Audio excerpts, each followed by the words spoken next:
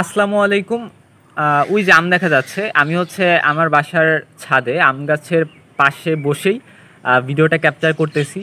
তো মনে হইলো যে অ্যাকচুয়ালি পাখি কিচিরমিচির করতেছে, রাইট?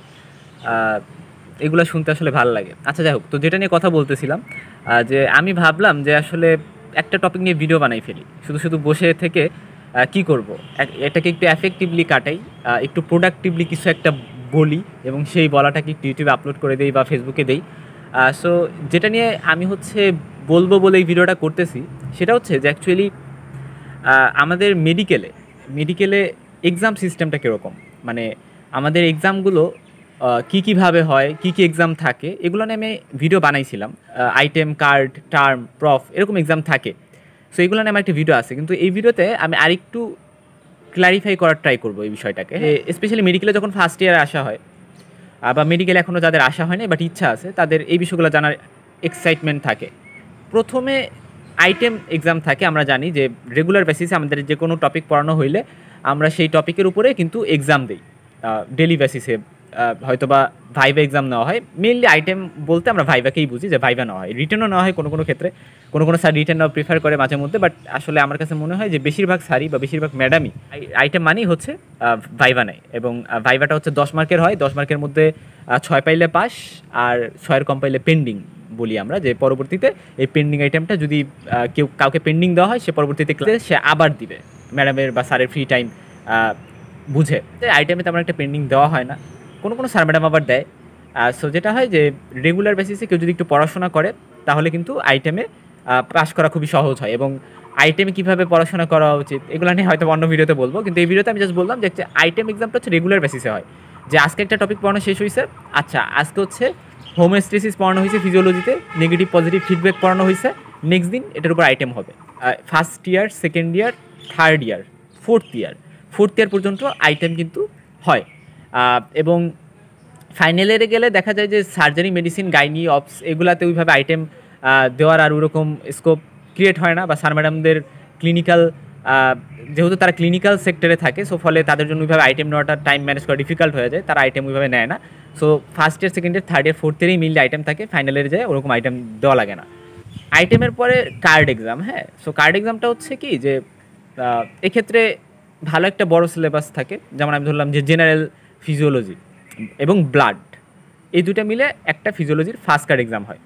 আবার অ্যানাটমির ক্ষেত্রে থোরাক্স, এই থোরাক্স পার্টটা একটা বড় পার্ট। এখানে হার্ট আছে, লাং আছে, বা এই পুরা চেস্ট রিজনে যা যা আছে সব কিছু আছে, মিডিয়াস্টিনাম থেকে শুরু করে ইসোফেগাস, ট্রাকিয়া। তো এই সব কিছু মিলে কিন্তু কার্ড এক্সাম হয়। সো অ্যানাটমির ফার্স্ট কার্ড যেমন থোরাক্স কার্ড, ফিজিওলজির ফার্স্ট কার্ড যেমন হচ্ছে ওই যে ব্লাড অ্যান্ড জেনারেল ফিজিওলজি, এগুলা। বায়োকেমিস্ট্রির ফার্স্ট কার্ড হয় এরকম। সো এই মানে বায়োফিজিক্স, বায়ো মলিকিউলস, এগুলোর উপরে হয়। তো এই যে ফার্স্ট কার্ড আমরা বললাম, এগুলো হচ্ছে আমরা জানলাম বা বুঝলাম যে অনেকগুলো আইটেমের সংমিশ্রণে বা অনেকগুলো আইটেমের টপিক একত্রিত করে একটা কার্ড হয়। কার্ড একটা বড় টার্ম, যে আচ্ছা 3 মাস একটা টপিক পড়ানো হয়েছে, এই 3 মাসের পড়া মিলে একটা কার্ড হবে, ব্যাপারটা এরকম। বা 2 মাস পড়ানো হয়েছে, এটার উপর বেস করে একটা কার্ড হবে, সব সাবজেক্টেই হইতে পারে। এরপরে টার্মের ক্ষেত্রে যেটা হয় যে অনেকগুলা কার্ড না, মেনলি 2টা কার্ড সাধারণত, যে 2টা কার্ড মিলে একটা টার্ম হয়। আচ্ছা, থোরাক্স কার্ড পড়ানো হয়েছে, তারপর হচ্ছে আমি ধরলাম যে সুপিরিয়র এক্সট্রিমিটি, অর্থাৎ আপার লিম্ব, 2 হাত, যেটা অ্যানাটমিতে এই যে আপার এক্সট্রিমিটি বলতে আমরা মেনলি 2টা হাতকে বুঝি, 2টা হাতের যে রিজনটা। তো এখানে যে বোনসগুলো আছে, এখানে যে মাসেলসগুলো আছে, সব নার্ভসগুলো, আর্টারিজগুলো, এগুলো নিয়ে যে পড়াশোনা। সো এই আপার লিম্ব বা সুপিরিয়র এক্সট্রিমিটির উপরে একটা কার্ড, আবার থোরাক্স একটা কার্ড, এই 2টা কার্ড পড়ানো হইলে 2টা কার্ডের সংমিশ্রণে একটা বড় এক্সাম হয়, যেটাকে আমরা বলি টার্ম এক্সাম। সো এইভাবে কিন্তু 2টা কার্ড মিলে একটা টার্ম আমাদের দিতে হয়। হ্যাঁ, তো নর্মালি যেটা হয় যে মানে এটা ফার্স্ট প্রফে কার্ড টার্মগুলো খুবই স্ট্রিক্টলি, যে ফার্স্টে 2টা কার্ড হবে, তারপরে 2টা কার্ডের পর একটা টার্ম হবে, এরকমভাবে হয়। কিন্তু সেকেন্ড প্রফে এবং থার্ড প্রফে যেটা হয় যে ওইভাবে কার্ড এক্সাম আলাদা করে নেওয়া হয় না, ডাইরেক্টলি টার্ম এক্সাম নেওয়া হয়। হ্যাঁ, যে আচ্ছা এক বছর সময়, 1 বছরে 2টা টার্ম নেওয়া হবে, ফার্স্ট টার্ম, সেকেন্ড টার্ম, এভাবে মেনলি হয়। সো সেকেন্ড প্রফ আর থার্ড প্রফ ওইভাবে কার্ড এক্সাম তেমন একটা প্রচলন নাই, মেনলি টার্ম এক্সামগুলোই নেওয়া হয়। সো ওই টার্ম এক্সামকে অনেকে কার্ড এক্সাম বলে, যে আচ্ছা 2টা কার্ড এক্সাম হয়, বা এটাকে টার্মও বলা যায়। তো এই টার্ম এক্সামগুলোতে মেনলি প্রফ পরীক্ষার ভাইব পাওয়া যায়। তো প্রফ পরীক্ষা কি, প্রফ বা প্রফেশনাল বা পেশাগত যে পরীক্ষাগুলো, এগুলো হচ্ছে পুরো মেডিকেল লাইফে 4টা পরীক্ষা দিতে হয়। মেনলি 4টা পরীক্ষা দেওয়া মানে ডক্টর হয়ে যাওয়া, ব্যাপারটা এরকম, যে 4টা পরীক্ষা পাস করলে ডক্টর হয়ে যাবে। সো একেবারে প্রথম 1.5 বছর পরে একটা প্রফ দিতে হয়, তারপরে 1 বছর পরে সেকেন্ড প্রফ, তারপরে 1 বছর পরে থার্ড প্রফ এবং পরে 1.5 বছর পরে ফাইনাল প্রফ। সো এইভাবে টোটাল 5 বছর সময় কিন্তু ডিস্ট্রিবিউশন। এই প্রত্যেকটা প্রফ কিন্তু পাস করা লাগবে। কোনোটায় যদি খারাপ হয় কোনো একটা সাবজেক্টে পরীক্ষা, প্রফ পরীক্ষায় যায়, তাহলে কিন্তু পরবর্তীতে আবার 6 মাস পরে সাপ্লিমেন্টারি এক্সাম দেওয়া লাগে, ঠিক আছে।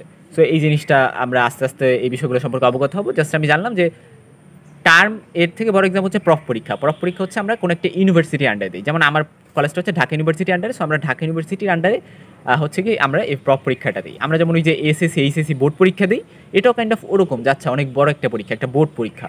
হ্যাঁ, সো প্রফ পরীক্ষা হচ্ছে এরকম। তো টার্ম পরীক্ষাটা দিলে প্রফের একটা ভাইব পাওয়া যায়, কারণ টার্মটা প্রফের স্টাইলেই নেওয়া হয়, কিন্তু সিলেবাসটা ছোটো, এইটাই। তো টার্ম এক্সামগুলো বা কার্ড এক্সামগুলো এই জায়গায় হচ্ছে রিটেন ভাইবা এগুলো সবই হয়। তো টার্ম এক্সামে মেনলি অসপিও নেওয়া হয় বা কার্ড এক্সামে অসপিও নেওয়া হয়, ঠিক আছে। অসপি কী জিনিস সেটা, এটা হচ্ছে প্র্যাকটিক্যাল একটা এক্সামিনেশনের পার্ট, ঠিক আছে। বিভিন্ন স্টেশন থাকে, সময় থাকে অল্প কিছু সময়, 1-2 মিনিট। এই 1-2 মিনিটের মধ্যে কিন্তু একটা কোশ্চেন লেখা থাকবে, ওই কোশ্চেনটা আনসার করতে হবে। কুইক আনসার করে পরের টেবিলে বা পরের স্টেশনে চলে যেতে হবে, পরের কোশ্চেন আনসার করতে হবে। এভাবে দৌড়ে দৌড়ে পরীক্ষাটা দিতে হয়। আস্তে আস্তে এটা সম্পর্কে অবগত হওয়া যাবে মেডিকেলে আসার পরে। সো আমরা আইটেম সম্পর্কে জানলাম, কার্ড সম্পর্কে জানলাম, টার্ম সম্পর্কে জানলাম, প্রফ সম্পর্কে জানলাম। এগুলো যদি আমরা জানি তাহলে আমরা যাই না গেছি যে অ্যাকচুয়ালি আমাদের মেডিকেলে কী কী এক্সাম থাকে। এগুলোই হচ্ছে মেডিকেলের এক্সাম।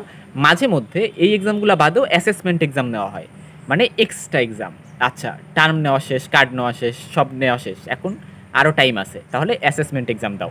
সো এই অ্যাসেসমেন্ট এক্সামেও রিটেন ভাইবে এগুলো হইতে পারে। হ্যাঁ, সো এগুলা ডিপেন্ড করে মেডিকেল কলেজ ওয়াইজ, ঠিক আছে। আচ্ছা, তার মানে কি মেডিকেল মানে জাস্ট এক্সাম আর এক্সাম? এক্সাম তো ডেলিই থাকতেছে, কারণ আইটেম এক্সাম ডেলি থাকবে। যে ইন্ডিয়াতে যেটা করা হয় যে ওদের মোস্ট পসিবলি এরকম আইটেম এক্সামের ব্যবস্থা নেই, মানে ওরা হচ্ছে ডেলি ডেলি এক্সাম দেয় না। ওদের ক্ষেত্রে যে ইস্যুটা, ওদের মেইনলি পড়াশোনাটাকে সেমিস্টারে ভাগ করা হয়, যা মোস্ট পসিবলি 9টা সেমিস্টার আছে আর 4টা প্রফ আছে, ঠিক আছে। আর ওদের এমবিবিএসটাও মোস্ট পসিবলি 4.5 বছরের, আমাদের তো 5 বছরের।